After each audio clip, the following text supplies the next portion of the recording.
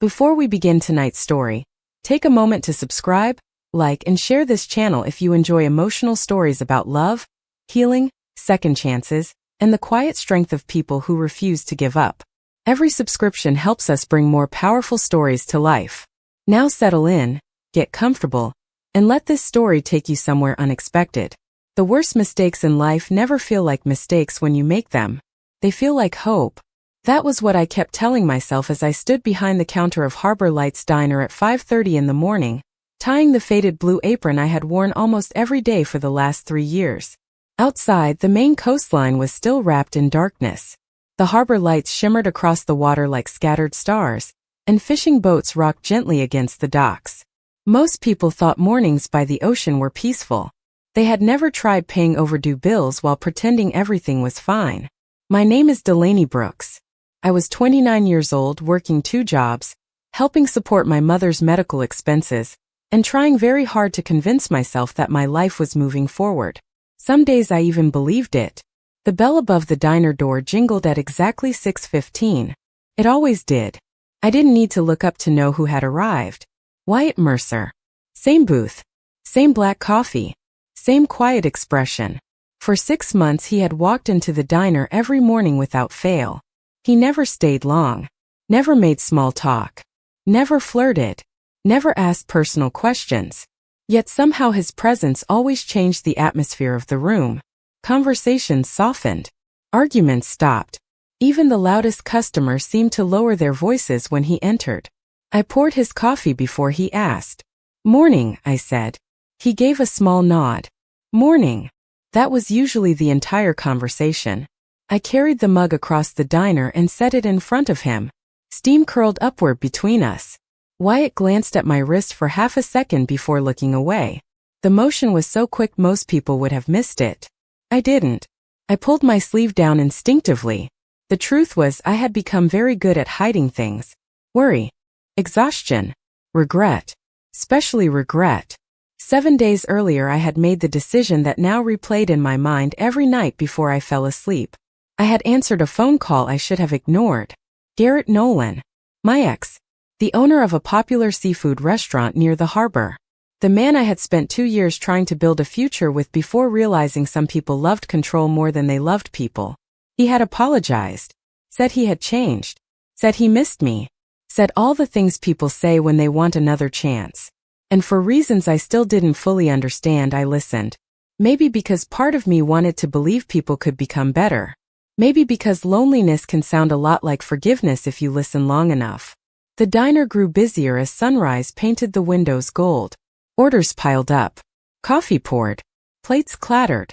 Life moved forward whether I was ready or not. Around 8 o'clock my phone buzzed inside my apron pocket. One text message. My stomach tightened before I even looked. "Garrett." Just one sentence. "Can we talk tonight?" I stared at the screen. Outside, gulls circled above the harbor. Inside, customers laughed over breakfast specials. Across the room, Wyatt Mercer lifted his coffee cup and quietly watched the ocean through the window.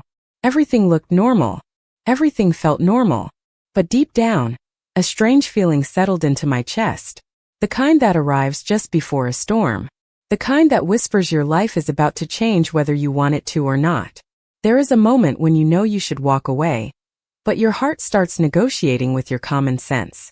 That evening I stood outside my apartment building staring at Garrett's last text message while the ocean wind tugged at my jacket. The sun had already disappeared behind the harbor, leaving streaks of orange fading into deep blue across the sky. My phone screen glowed in my hand. "Can we talk tonight?" 3 simple words followed by a question mark. 3 simple words that carried 2 years of memories. I should have deleted the message. Instead, I found myself driving toward Nolan's Wharf House 20 minutes later. The restaurant sat near the water, its large windows reflecting the lights from the marina. Tourists loved the place. Locals loved it too. Garrett had built a reputation for serving the freshest seafood on the coast. Most people saw a successful businessman. They never saw the version of him that appeared when nobody else was around. I parked across the street and sat in my car for nearly 5 minutes. My fingers tightened around the steering wheel. Every instinct told me to leave. Then I remembered the man Garrett used to be. Or maybe the man I thought he was. The man who once brought me coffee before dawn when I worked double shifts. The man who told me he believed in my dreams when nobody else did. Hope is dangerous because it wears the face of memory. Eventually I stepped out of the car and crossed the street. Garrett was waiting near the side entrance. The moment he saw me, relief flashed across his face. "Thank you for coming," he said quietly. For a second he looked exactly like the man I had fallen in love with years ago. Tired, vulnerable, human. We walked along the harbor instead of going inside. Fishing boats bobbed against the docks. The smell of salt water filled the air. Garrett kept his hands in his pockets. "I know I messed up," he said. "I know I made mistakes." I stared at the dark water. "You said that before." He lowered his head. "I mean it this time." The conversation continued for almost an hour. Apologies, explanations, promises. All the familiar pieces arranged in a slightly different order. By the end, I still did not know what to believe. But I knew one thing. Part of me wanted to believe him. That scared me more than anything he could say. When I finally returned home, exhaustion settled over me like a heavy blanket. The next morning arrived too quickly. Harbor Lights Diner was already busy when I started my shift. The bell above the door rang at exactly 6:15. Wyatt Mercer entered carrying the cold morning air with him. Same booth. Same black coffee. Same silence. I approached his table with the pot in my hand. Before I could pour, his eyes lifted toward me. There was something different in his expression. Not curiosity. Not concern. Awareness. As if he had noticed. Something I had not. "You look tired," he said. It was the longest sentence I had ever heard him speak. I forced a smile. "Long night." He studied me for a moment, then nodded once. "Be careful who gets a second chance." The words landed harder than they should have. Before I could respond, he looked back toward the harbor outside the window. My phone buzzed inside my apron pocket. Another message from Garrett had arrived. This one contained only 4 words. "Dinner tomorrow. Trust me." And for reasons I could not explain, a chill moved down my spine despite the warm coffee in my hands. Some warnings arrive too late. Others arrive exactly on time, but we ignore them anyway. For the next 3 days, Wyatt's words stayed in the back of my mind like a song I could not stop hearing. Be careful who gets a second chance. I told myself he did not know Garrett. He did not know our history. He did not know how complicated love could become when years of memories were involved. Yet every time my phone lit up with another message from Garrett, that quiet warning returned. Thursday evening arrived wrapped in fog drifting off the harbor. The fishing boats sounded their horns somewhere beyond the gray mist as I finished my shift at the diner. My feet ached. My shoulders ached. Even my smile felt tired. I untied my faded blue apron and folded it carefully into my bag. The fabric was worn thin in places, but I could never bring myself to replace it. Somehow it felt like proof that I had survived difficult years before. Outside, the parking lot was nearly empty. My old sedan sat beneath a flickering street lamp. As I approached, I noticed a small white bakery box resting on the hood. I stopped. The cardboard was still warm. Confused, I opened it. Inside sat a single blueberry scone, perfectly baked. Beside it was a folded receipt from Harbor Lights. No name, no note, nothing except one line written on the back in neat handwriting. Do not forget to take care of yourself too. My chest tightened. I looked around the lot, but nobody was there. The only vehicle leaving the area was a dark pickup truck disappearing around the corner. I already knew who had left it. Wyatt Mercer never said much, but somehow he always noticed things. I drove toward Nolan's Wharf House 20 minutes later. Garrett had invited me to dinner after closing. The restaurant looked beautiful from the outside. String lights reflected across the water. Families laughed inside. Couples shared meals by the windows. It looked like the kind of place where good things happened. Garrett greeted me at the door with an easy smile. For the first hour, everything felt almost normal. We talked about work, about the town, about old memories. He told stories that made me laugh despite myself. Several times I caught myself relaxing. That frightened me more than any argument ever could. Because forgetting is easier than healing. Near the end of the evening, Garrett reached across the table. Not touching me. Just resting his hand there between us. I miss us, he said quietly. The words hung in the air. Outside, fog pressed against the windows. People can change, Delaney. I stared down at my coffee. Part of me wanted to believe him. Another part remembered every sleepless night that had followed our breakup. Every tear. Every promise that had led nowhere. I do not know, I admitted. Garrett's expression tightened for only a second before he smiled again. Then let me prove it. When I finally left, the harbor was silent except for waves brushing against the docks. I drove home with uncertainty sitting beside me like an unwelcome passenger. The next morning, Wyatt arrived at the diner at exactly 6:15. Same booth. Same coffee. Same silence. I walked over carrying the pot. Before I could pour, he glanced toward the passenger seat of my car visible through the front window. Then he looked back at me. How was dinner? He asked. I nearly dropped the coffee pot, because I had never told him I was going. And somehow for the first time I realized there was far more to Wyatt Mercer than a man who drank black coffee every morning. Sometimes the most unsettling questions are the ones nobody should know to ask. I stood frozen beside Wyatt's table, the coffee pot suddenly feeling heavier in my hand. Around us, Harbor Lights Diner carried on as usual. Plates clattered. Customers chatted. The smell of bacon and fresh biscuits filled the air. Yet for a few seconds all I could hear was the sound of my own heartbeat. How did you know I had dinner? I asked. Wyatt looked down at his coffee before lifting the mug. Small town, he said calmly. People talk. It sounded reasonable.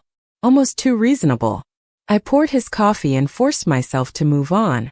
But the answer stayed with me all morning. Small town. People talk. The problem was that nobody knew about the dinner except Garrett and me. By noon, the question still lingered in the back of my mind. The day dragged on beneath low gray clouds rolling across the harbor. A storm was moving in from the Atlantic. The weather forecast promised heavy rain by evening. Business slowed. Tourists disappeared from the streets. Even the fishing boats returned early. Around 3 o'clock my mother called. Her voice sounded stronger than it had in weeks. That alone felt like a miracle. We spoke for nearly 20 minutes about ordinary things. Prescription refills. Grocery lists. The neighbor's new dog. I treasured conversations like that because they reminded me what normal felt like. After we hung up, I noticed a text waiting on my phone. Garrett again. Hope your day is going well. I smiled despite myself. Another message arrived a minute later. I was thinking maybe we could spend Saturday together.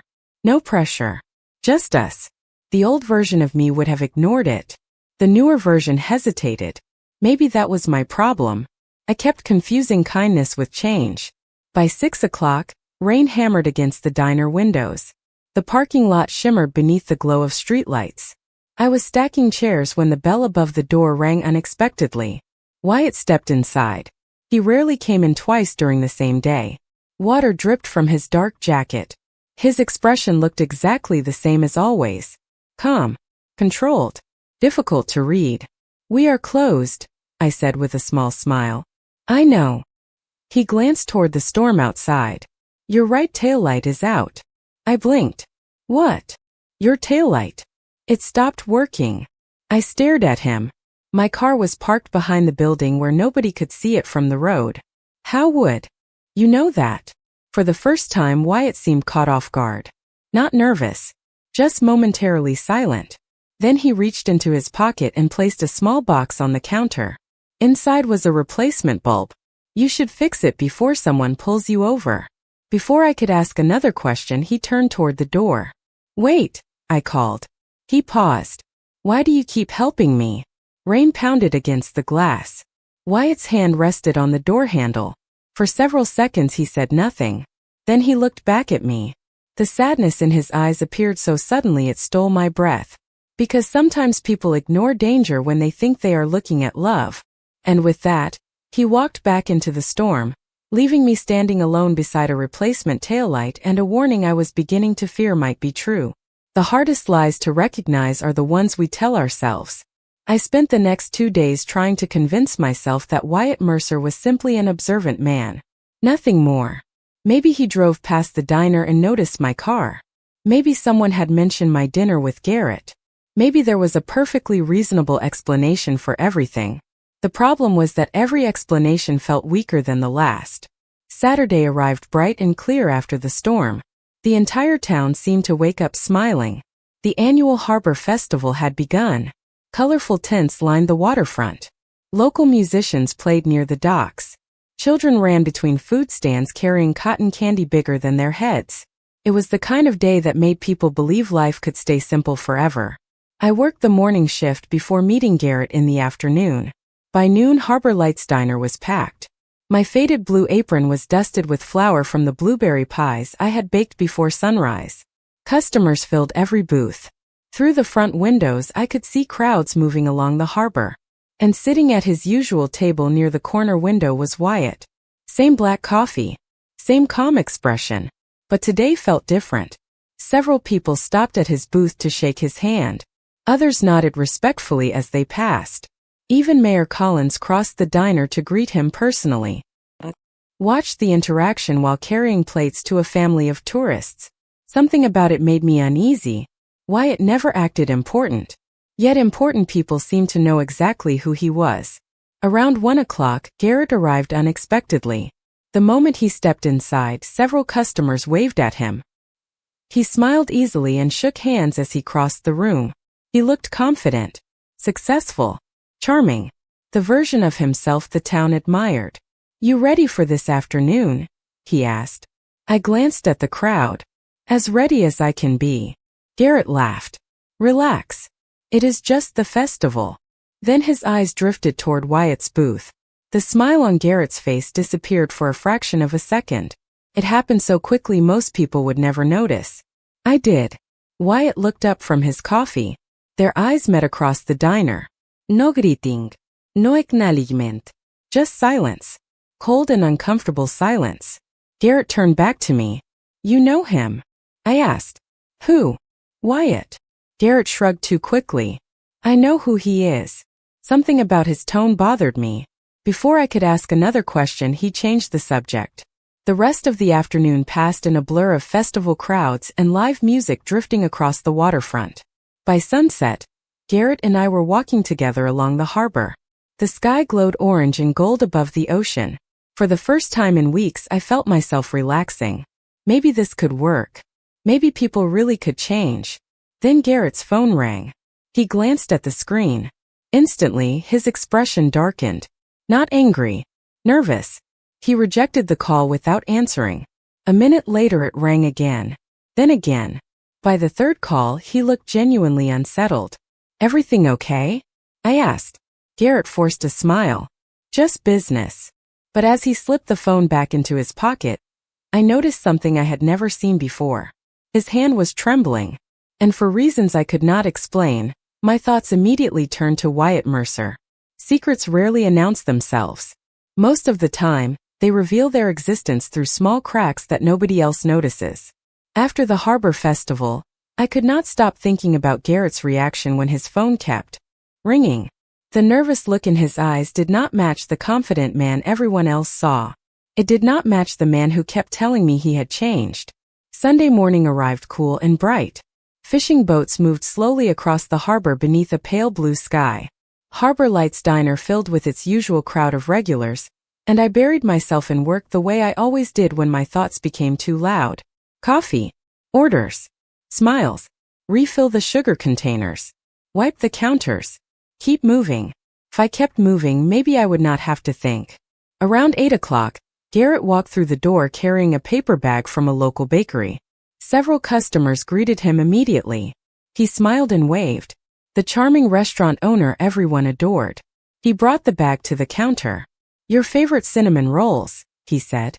"I thought you might skip breakfast again." The gesture was thoughtful. Sweet even. Yet something felt different now. Instead of feeling comforted, I found myself studying him, watching the details, looking for things I had ignored before. His smile lingered a little too long. His questions felt slightly too careful, almost as if he was checking where I had been and who I had seen. "You seem distracted lately," he said casually. "Everything okay?" I nodded. "Just tired. You have been spending a lot of time at work." His tone remained light, but the comment settled strangely in my chest.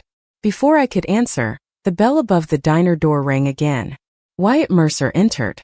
The atmosphere shifted immediately. I noticed it now because I had started paying attention. Conversations lowered. Eyes followed him briefly. Respect seemed to move through the room like an invisible current. Wyatt walked toward his usual booth. Garrett's jaw tightened. Only slightly, but enough. For a second, neither man looked away. Then Wyatt sat down and opened the newspaper as if nothing had happened. Garrett turned back to me. "You know," he said, forcing a smile, "I have never trusted people who keep everyone guessing." The comment sounded harmless, yet I knew exactly who he meant. Later that afternoon, after my shift ended, I stopped by my mother's apartment with groceries and medication refills. We spent 2 hours talking and watching old movies. For a little while, life felt normal again. As I drove home near sunset, my phone rang. It was Garrett. "Where are you?" he asked immediately. I glanced at the road ahead. "Coming back from my mother's place." Silence. Then, "You could have told me you were going." The statement caught me off guard. Why would I need to? Another pause followed. Longer this time. When he finally spoke again, his voice softened. I was worried. Maybe he meant it. Maybe he did not. But something about the conversation left me uneasy. That night, as darkness settled over the harbor, I stepped onto the balcony outside my apartment. The ocean breeze carried the scent of salt and seagrass. Across the parking lot, beneath a street lamp, a dark pickup truck sat for a few moments before quietly driving away. I never saw the driver, but somehow deep in my gut, I knew exactly who it had been. And for the first time, instead of feeling watched, I felt protected. The truth does not usually arrive all at once. It arrives in pieces, quietly collecting until you can no longer ignore what they form. The following week felt strangely suspended between two different versions of my life. In one version, everything looked normal. I worked my shifts at Harbor Lights Diner. I visited my mother. I paid bills and worried about groceries and tried to remember what it felt like to sleep through the night. In the other version, questions kept multiplying faster than answers. Every time I thought about Wyatt Mercer, another piece appeared that did not fit. Every time I spent time with Garrett, another small crack showed through the image he worked so hard to maintain. Tuesday afternoon brought another surprise. A supplier arrived at the diner with a delivery we had never ordered. 3 large boxes of premium baking ingredients sat on the loading dock. Vanilla beans, imported chocolate, specialty flour, items I could never normally afford. Our manager checked the paperwork twice. The invoice had already been paid. "Who sent this?" I asked. The delivery driver shrugged. "Private account. No name. No explanation. Just a signature line. Containing a single letter. W." I stared at it for a long time. Later that evening, Garrett invited me to walk along the marina after work. The sun hung low over the harbor, turning the water bronze. For a while the conversation felt easy, comfortable. Then his phone rang again. The same number that had been calling for days. This time he answered. I could not hear the voice on the other end, but I watched the color slowly leave Garrett's face. "I told you I am handling it," he snapped before ending the call. The moment he noticed me watching, he forced a smile. "Too fast. Too rehearsed. Business problems?" I asked. "Nothing important." The answer came immediately, almost automatically. I looked out toward the boats rocking gently against their moorings. "You seem stressed." Garrett laughed without humor. "Everyone is stressed." But his eyes kept scanning the harbor as if he expected someone to appear. On Thursday morning, Wyatt arrived at the diner later than usual. Instead of his normal booth, he stood near the front window looking out at the water. I poured his coffee and carried it over. "You are late," I said. A faint smile touched his face. "I had work." "What kind of work?" The question slipped out before I could stop it. Wyatt studied me over the rim of his cup. "The kind that keeps people safe." My stomach tightened. The answer raised more questions than it solved. Before I could ask another, a customer approached his table. Then another. Both men greeted Wyatt with obvious respect. One even thanked him for helping save a local business after a financial crisis years earlier. Wyatt accepted the gratitude quietly and changed the subject. "No arrogance. No attention-seeking. Just calm certainty. That night I stood outside my apartment watching fog drift across the harbor. My phone buzzed with a message from Garrett asking if we could meet at the restaurant the next evening after closing. Something about the request unsettled me. At the same moment, another message appeared from an unknown number. Only 7 words. Trust your instincts. They are finally waking up. I stared at the screen while cold ocean air brushed against my face. Deep down I already knew. The message was right. The problem was that I was starting to realize my instincts were pointing in 2 completely different directions. There are moments when your heart knows the answer long before your mind is willing to accept it. Friday evening arrived beneath a blanket of low clouds stretching across the harbor. The air smelled like rain even though the sky had not opened yet. I spent the entire day distracted, replaying the anonymous message over and over in my head. Trust your instincts. They are finally waking up. By the time my shift ended, the words felt carved into my thoughts. Garrett had asked me to meet him after closing. Part of me wanted to cancel. Part of me wanted clarity. So I drove toward Nolan's Wharf House with my stomach tied in knots. The restaurant was nearly empty when I arrived. Staff members were finishing cleanup. Chairs sat upside down on tables. The sound of waves echoed softly from the docks behind the building. Garrett met me near the side entrance. At first everything seemed normal. He smiled, asked about my mother, asked about work. But there was tension underneath every word. The kind of tension people carry when they are pretending everything is fine. We walked toward the rear of the property where the harbor stretched into darkness beyond the docks. Security lights cast long shadows across the pavement. Garrett stopped beside a stack of supply crates and took a deep breath. I need to ask you something, he said. His voice sounded different, tighter. Have you been talking to Wyatt Mercer? My pulse jumped. Why would you ask that? He looked away toward the water. Just answer the question. The request felt less like curiosity and more like a demand. For the first time I saw the old version of Garrett slipping through the cracks. The version I had worked so hard to forget. He drinks coffee at the diner, I replied carefully. That is all. Garrett laughed, but there was no humor in it. That is never all with people like him. The words hung in the air. A cold breeze swept across the harbor. Somewhere in the distance, a boat horn echoed through the fog. What does that mean? I asked. Garrett rubbed a hand across his face. For a moment he looked exhausted. Truly exhausted. You do not understand who he is. Then tell me. Silence followed. Long enough to become uncomfortable. Garrett seemed to weigh every possible answer before finally shaking his head. Just stay away from him. The statement instantly triggered every alarm inside me. Why? Another pause. Then something unexpected happened. Garrett glanced past me toward the edge of the parking area. His entire body went still. I turned. A dark pickup truck sat beneath one of the harbor lights across the lot. The engine was off. The vehicle had probably been there for several minutes. Maybe longer. I could not see the driver through the windshield. But somehow I already knew. Garrett knew too.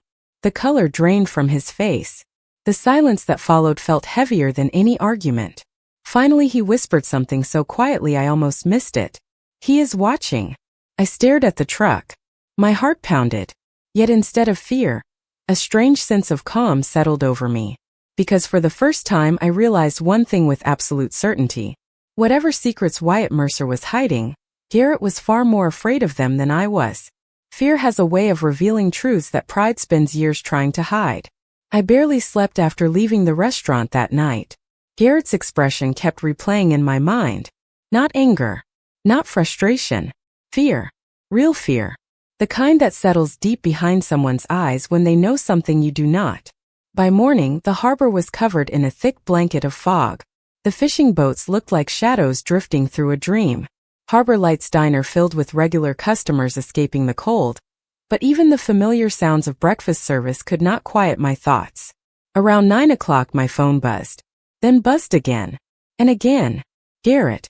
5 missed calls in less than 20 minutes. That alone was unusual. Normally he hated appearing desperate. I stepped into the storage room before returning the call. He answered immediately. Delaney. His voice sounded strained. Are you okay? I asked. Silence. Then a short laugh that carried no amusement. Funny. I was about to ask you the same thing. My stomach tightened. What happened? Another pause. Nothing. Just business problems. The answer felt rehearsed. Identical to every other answer he had given lately. But this time something underneath it sounded different. Panicked. Before I could press further, he ended the call abruptly. The rest of the day passed slowly. Rain began falling around noon, tapping against the diner windows. Customers lingered over coffee while local news played quietly on the television above the counter. I was carrying a fresh pie from the kitchen when a headline flashed across the screen. Harbor Seafood Supplier announces sudden contract changes. Most people ignored it. I almost did too. Then I recognized the company name. It was one of Garrett's largest suppliers. A strange feeling settled in my chest. By late afternoon, rumors had already started spreading through town. A shipping delay. A financing issue. A licensing review. Nobody seemed to know exactly what was happening, only that something was wrong.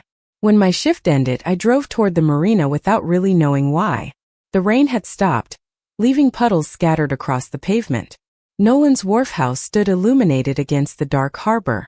From a distance, everything appeared normal. But as I got closer, I noticed delivery trucks missing from their usual spots. Employees stood outside talking in worried groups. One of them shook his head as he walked away carrying paperwork. I remained inside my car watching. A few minutes later, Garrett emerged from the restaurant. He looked exhausted. His tie was gone. His sleeves were rolled up. He stopped near the entrance and stared out at the harbor as if searching for answers hidden somewhere beyond the water. Then another vehicle pulled into the lot. A dark pickup truck. My breath caught. The truck parked across the street. Nobody got out. Nobody approached the restaurant. Nothing happened at all. Yet the moment Garrett saw it, every bit of color disappeared from his face. He stood completely still, watching, waiting. For several minutes neither vehicle moved. Then the pickup quietly drove away. That was it. No confrontación. No threats. No conversation. Just silence. But somehow the silence felt more powerful than any argument could have been.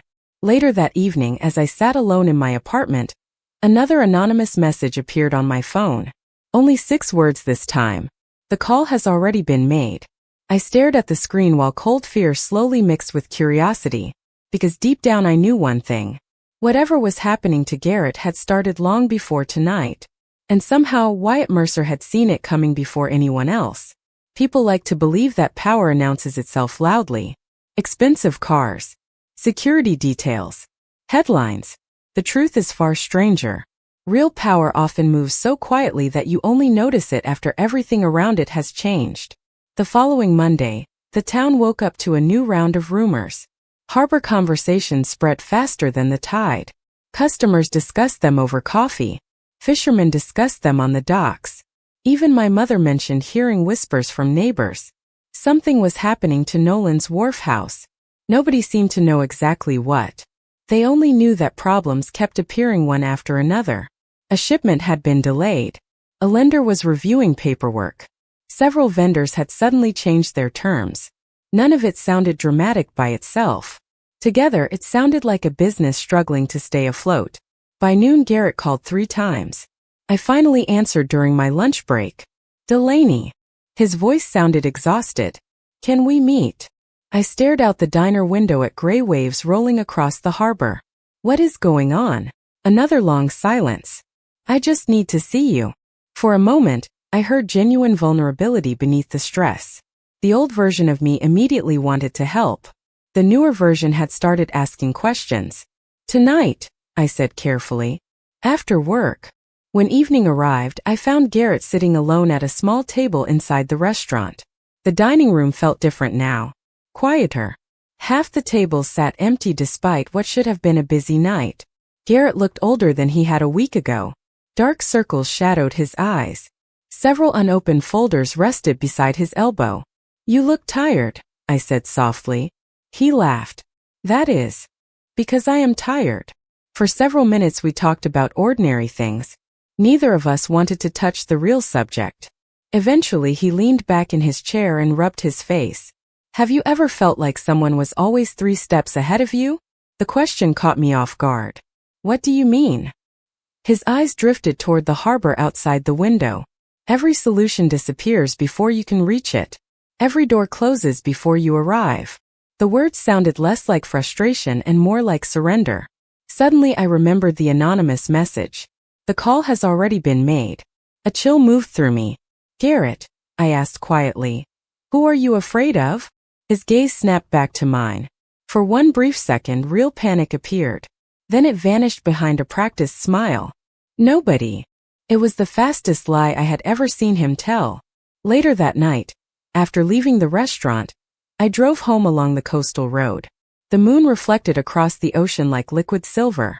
As I turned into my apartment complex, I noticed someone standing near the mailboxes. Wyatt Mercer. He wore a dark jacket against the cold wind and held a small envelope in one hand. He looked completely at ease, as if he belonged exactly where he was. When he saw me, he stepped forward and handed me the envelope without a word. Confused, I opened it. Inside was a single photograph. Nothing threatening. Nothing dramatic. Just an old picture of my mother and me from years ago at a county fair. My breath caught. Where did you get this? I whispered. Wyatt's expression softened. Some memories deserve protection. Before I could ask another question, he glanced toward the harbor lights glowing in the distance. Then he said something that made my blood run cold. The hardest part is almost over, Delaney. The truth is finally catching up to everyone. Some truths do not break your heart when you discover them. They break the version of reality you have been living inside. I stood in my apartment long after Wyatt left, staring at the old photograph in my hands. My mother and I were smiling beside a Ferris wheel. I remembered that day. It had been one of the few good summers after my father's death. The photograph should not have existed anywhere outside a storage box in my mother's closet. Yet somehow Wyatt had found it. More importantly, he had protected it. The next morning I drove to my mother's apartment before work. The photograph sat on the passenger seat beside me the entire drive. Questions filled my head. Questions I no longer knew how to ignore. When I arrived, my mother was watering plants on her small balcony overlooking the harbor. The moment she saw the photograph, her face changed. Not fear. Recognition. Where did you get this? She asked quietly. A friend gave it to me. The answer felt incomplete, but it was the only one I had. My mother stared at the picture for a long moment before sitting down. That was the summer someone helped us. My pulse quickened. Helped us how? She folded her hands together. After your father passed away, we almost lost everything. The medical bills, the mortgage, the debts. Then suddenly certain problems disappeared. I frowned. What do you mean disappeared? She shook her head slowly. I never found out. One day creditors stopped calling. The bank approved an extension. A community fund appeared out of nowhere. Somebody helped us. I felt a strange chill. Did you ever learn who it was? My mother smiled sadly. No. Some people do good things without asking for credit. The conversation followed me all day. By evening, I found myself sitting across from Wyatt at Harbor Lights after closing. For the first time since meeting him, I had sought him out instead of the other way around. The diner was empty except for us. Rain tapped softly against the windows. Wyatt sat with his usual black coffee. Calm. Unreadable. I placed the photograph on the table between us. Was it you? I asked. His eyes lowered to the picture. For several seconds he said nothing. Then he looked back at me. No. Relief mixed with confusion. Then how do you have it? Wyatt leaned back slightly. Because the man who helped your family worked for mine. My breath caught. Your family? He nodded once. Years ago, my mother ran a charitable foundation along the coast. She believed dignity mattered more than publicity. She helped people quietly. The pieces began sliding together. Every anonymous act. Every unexplained kindness. Every warning. You have been watching out for me all this time. Wyatt's jaw tightened slightly. Not all this time. Then when? Another silence followed. Finally he answered. Since the day Garrett started showing signs he had not truly changed. The honesty startled me. There was no manipulation in his voice. No performance. Just truth. Across the table, the harbor lights reflected against the rain-streaked windows. Why? I whispered. Wyatt looked away briefly toward the dark ocean beyond the glass. When he answered, his voice sounded quieter than I had ever heard it. Because I promised myself a long time ago that if I ever recognized the warning signs again, I would not ignore them. For the first time I realized this had never been about control. It had never been about power. It had been about a promise made by a man carrying wounds I could not yet see. Sometimes the hardest decision is not choosing between two people. It is choosing between the person you used to be and the person you are becoming. After my conversation with Wyatt, I drove home with more questions than answers. The harbor was quiet beneath a sky full of stars. Fishing boats rested in their slips. Porch lights glowed along the shoreline. Everything looked peaceful. Yet inside me a storm was building. For weeks I had been trying to understand what Wyatt wanted. Now I finally knew. He had never wanted anything from me. He had simply refused to look away. The realization should have brought comfort. Instead, it frightened me, because it forced me to confront something I had spent months avoiding. Garrett was not the man I kept hoping he would become. He was the man he had already shown me he was. The next morning, I arrived at Harbor Lights before sunrise. The diner was empty except for the sound of the old refrigerator humming in the kitchen. I tied on my faded blue apron and started preparing dough for the morning pastries. Usually baking calmed me. Not today. My thoughts kept drifting back to Wyatt's words. Promise made long ago. Wounds I could not yet see. A life far more complicated than the one he showed the town. Around 7 o'clock my phone rang. Garrett. I stared at the screen before answering. Can we talk? He asked immediately. His voice sounded tired. Defeated. We have been talking for weeks, I replied quietly. Silence followed. Then he said something that surprised me. I think I am losing everything. I closed my eyes. For a moment, genuine sympathy surfaced. No matter what had happened between us, I never wanted to see another person suffer. But sympathy was not the same thing as trust. Then maybe it is time to stop worrying about what you are losing and start thinking about why you are losing it. The line went silent. When Garrett finally spoke again, his voice sounded smaller than I had ever heard it. You think I deserve this? I looked through the diner window toward the ocean. I think every choice eventually asks to be accounted for. After the call ended, I felt strangely calm. Not happy. Not relieved. Just clear. For the first time in a very long time, I was no longer carrying responsibility for someone else's decisions. That evening, I drove to the harbor and sat alone on a bench overlooking the water. The wind carried the scent of salt and seagrass. Seagulls drifted above the waves. Somewhere behind me, footsteps approached. I already knew who it was.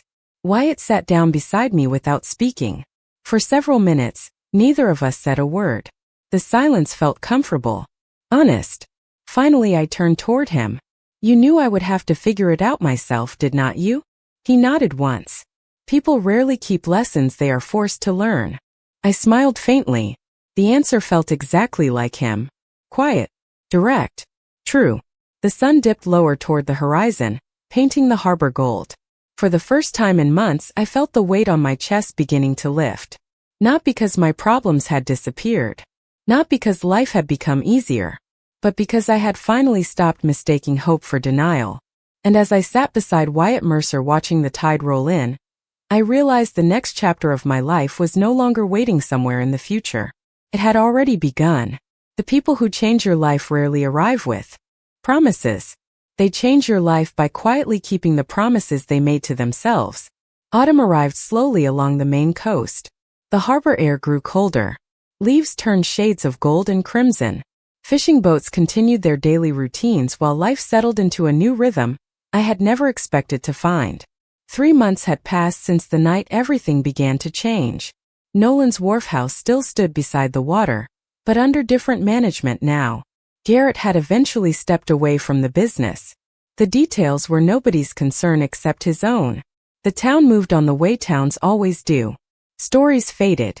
New conversations replaced old ones. As for me, I finally stopped living in the past. Harbor Lights Diner promoted me to head pastry chef.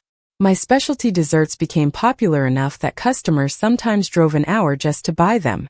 For the first time in years, I was saving money instead of simply surviving. My mother was healthier, stronger.